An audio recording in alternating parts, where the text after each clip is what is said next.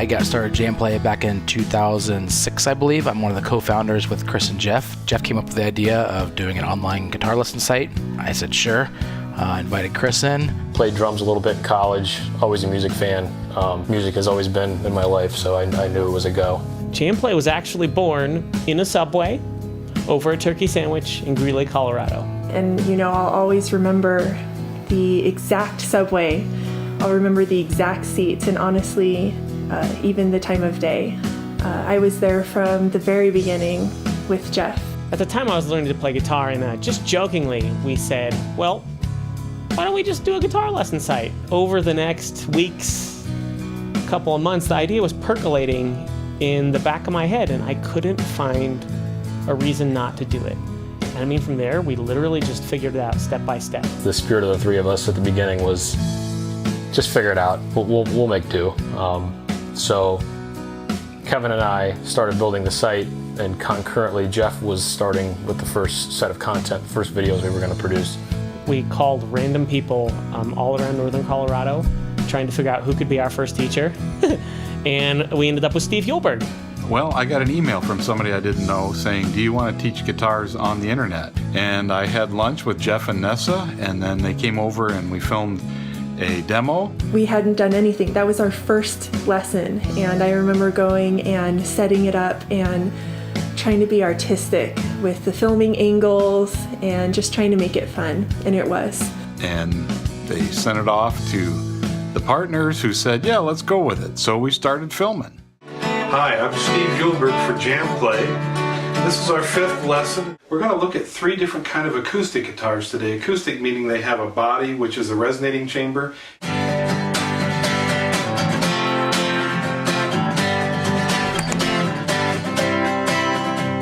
Then it just kind of clicked that this was really going to work. My parents had a little guest house that they had on their farm, and we took the bedroom there and we turned that into our film studio for a while, and we shot there. And the farmhouse and the guest house were about a mile away. I remember walking down this dirt road with a guitar over my back, carrying 3 camera bags, all of our mics and equipment, so we didn't want to keep it at the studio or at the house with nobody there. Thinking this has got to be something, because this is like the introduction to a movie. Those were some of the most fun times of my life, because the feeling of anything can happen. So 1 year of development later, we launched in 2007.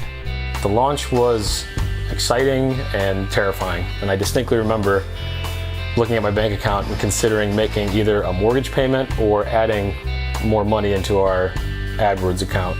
Well, I had some overlapping CSS, so I'm trying to merge, so This is where JamPlay happens.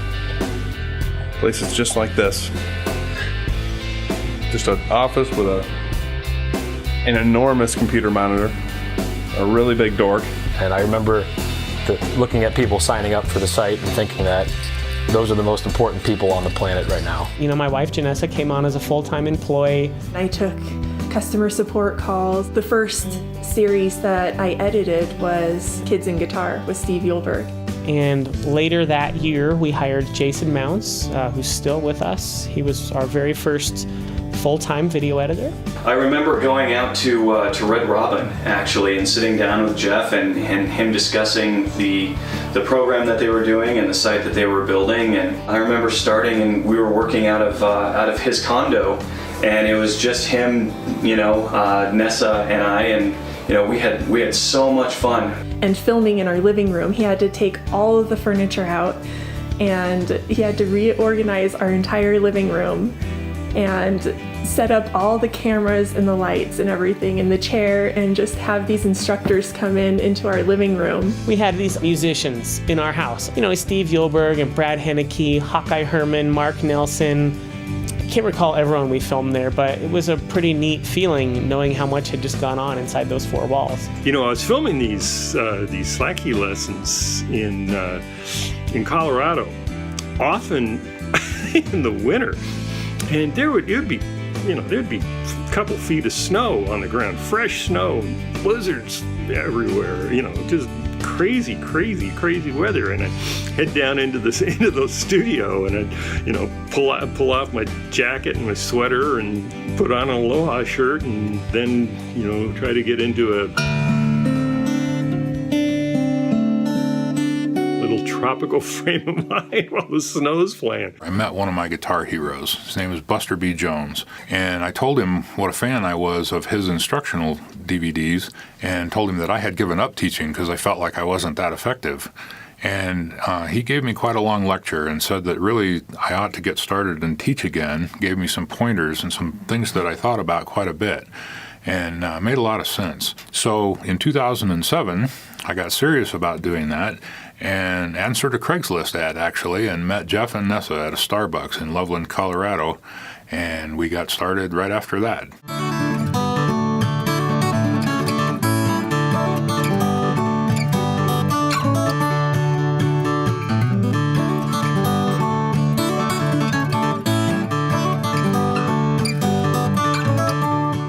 Simultaneously as we were filming in Colorado, all these acoustic artists and kind of classic rock, Chris Dawson was finding kind of our metal following. So around 2008, I decided to start filming lessons as well, and we started filming lessons in a tiny upstairs bedroom. I think the room was like 10 by 12. It's probably 110 degrees in there at all times. Circuits would be tripped from too much power because we were running like 3,000 watts of lighting in that room for the green screen, and it was just a nightmare. I mean, you can visibly see people sweating during those lessons. But that's when we first met. Dennis Hodges and Nick Greathouse were our first teachers out there, and they were great, and I'll always be thankful for them. Woo! I'm Dennis Hodges, and you're at JamPlay.com, and we're going to learn about metal guitar.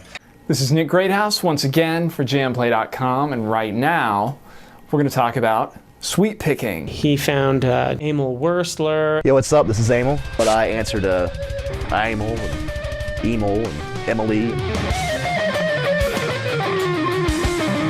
And then they went from there until they were getting guys like Doc Coyle.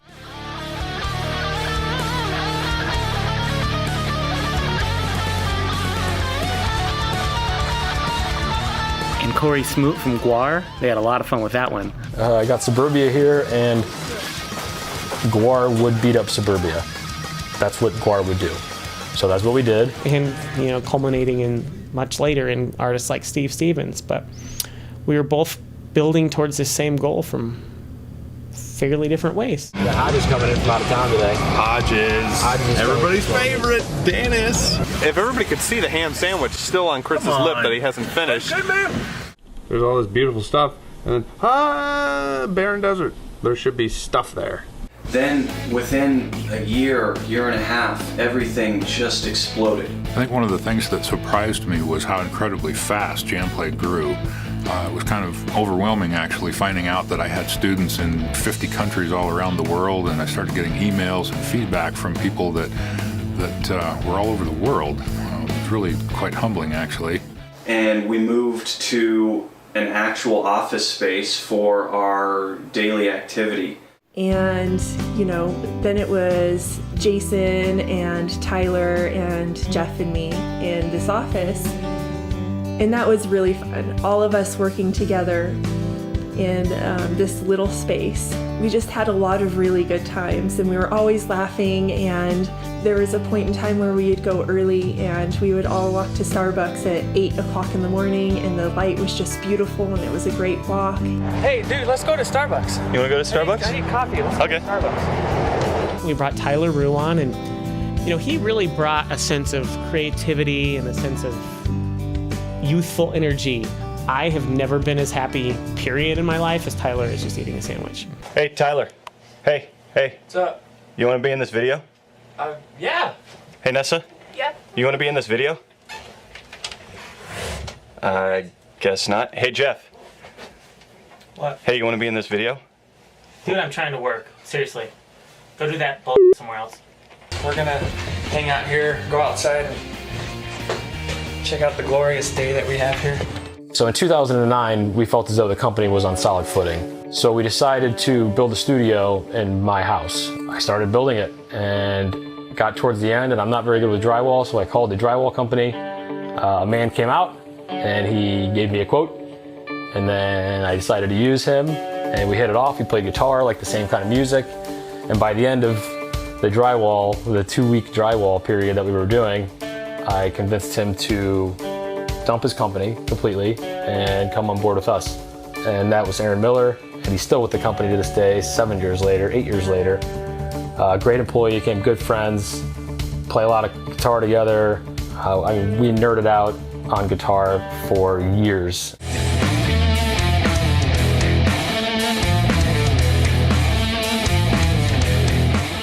Yeah, but now here's the question: what do you call like a riff like that, where it's like you're constantly hitting that low E? You know what I mean? You're just going pedal point, pedal point. One of the key moments was going to a Darkest Hour show and sneaking backstage and meeting Chris Norris. I was a big fan of Chris Norris. I loved Darkest Hour, and meeting him, I was so nervous to meet him. He was like a hero to me. He was a nice guy, and we hit it off, and he jumped on board with our company with both feet. Came out to film lessons. He was the first person we ever filmed in the studio. Filmed a lot of great material, and then he jumped on board with finding us new teachers and consulting with us on new features for the site. And he gave us recommendations that spidered into Tosin Abasi, to Emil Wursler, Andy James, Atreyu, Black Label Society, Machine Head. I joined JamPlay in 2007 as a member. At the time, the site was just getting started. They had a couple instructors, and they were adding content like crazy. We have a live platform on JamPlay, and I was always talking to this guy named Matt on our Jam chat from 2008 to 2009. About a year into my membership, JamPlay added the live Q&A videos to the chat room. And I remember staying up late watching Nick Kelly. One night he was explaining some concept, and he kept having to hold his hand up to the webcam to demonstrate something on the fretboard. And I kept thinking there's got to be a better way to do that. That night I stayed up and I wrote an application for my website called the Super Simple Fretboard that allowed someone to share chord diagrams and tablature through a chat room. And then the next night showed that to Nick, and he started using it. And then before long, a lot of the instructors that were doing live Q&A sessions on JamPlay started using it.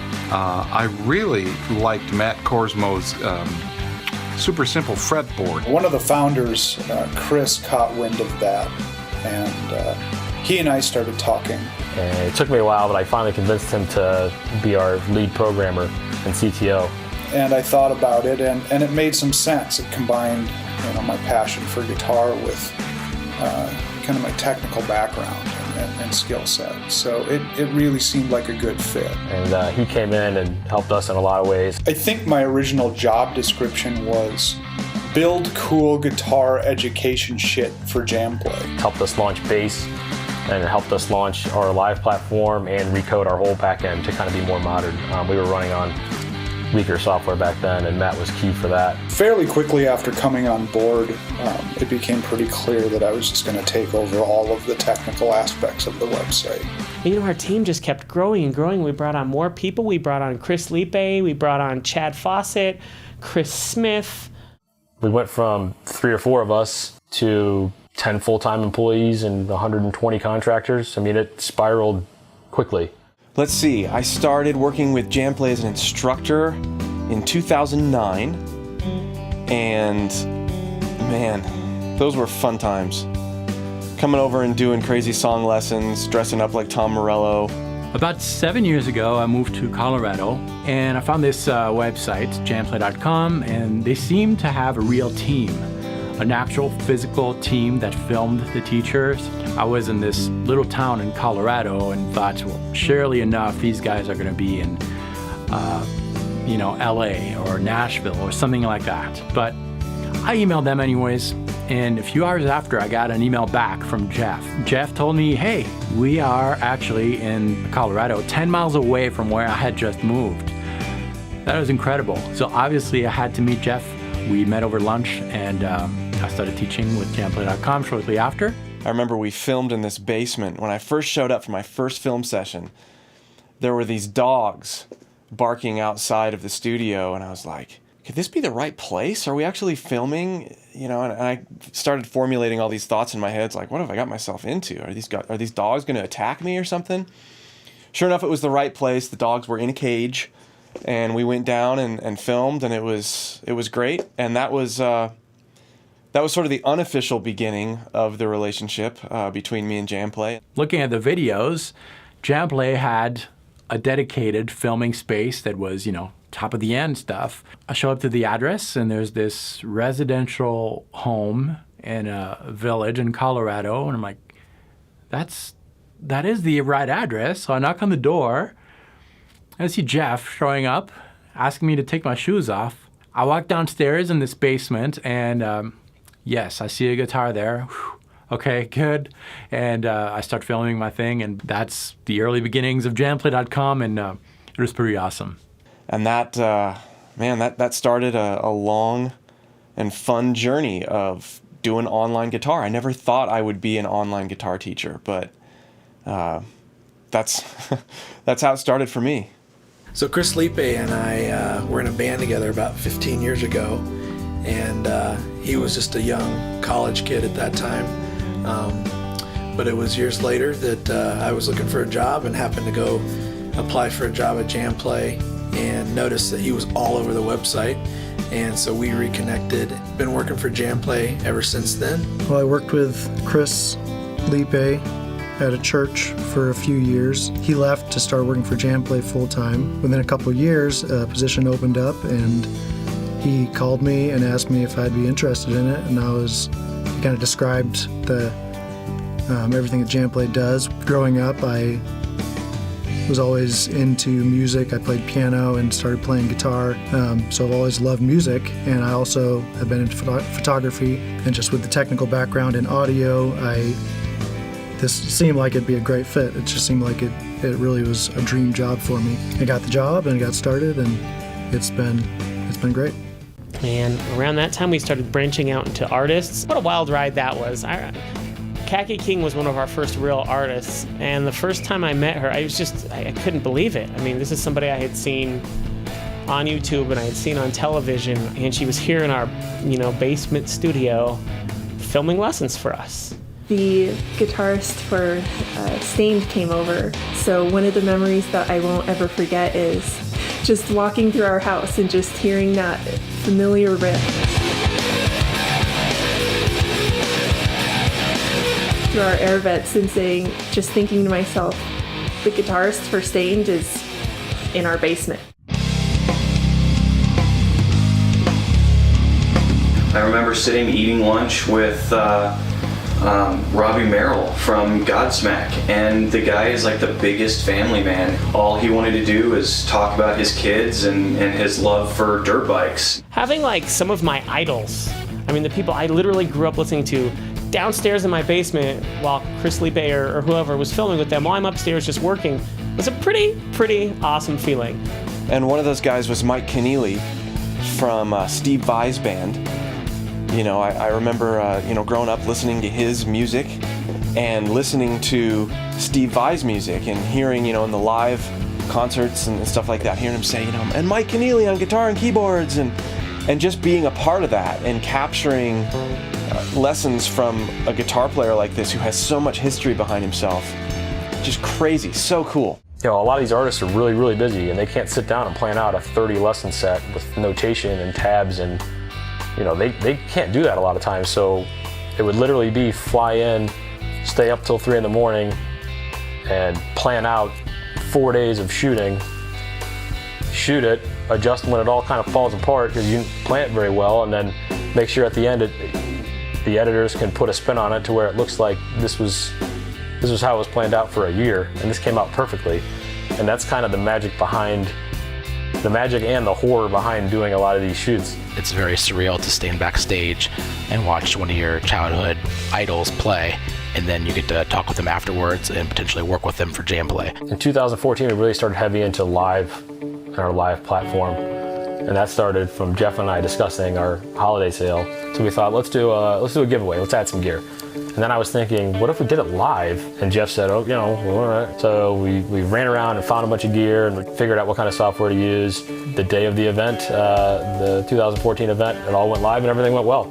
I do remember one of the very first live events we did for I think it was the Christmas sale a couple years ago. I remember that was a super long day. I sat in the chair, the director's chair, doing the switching for, I think it was 8 straight hours without moving.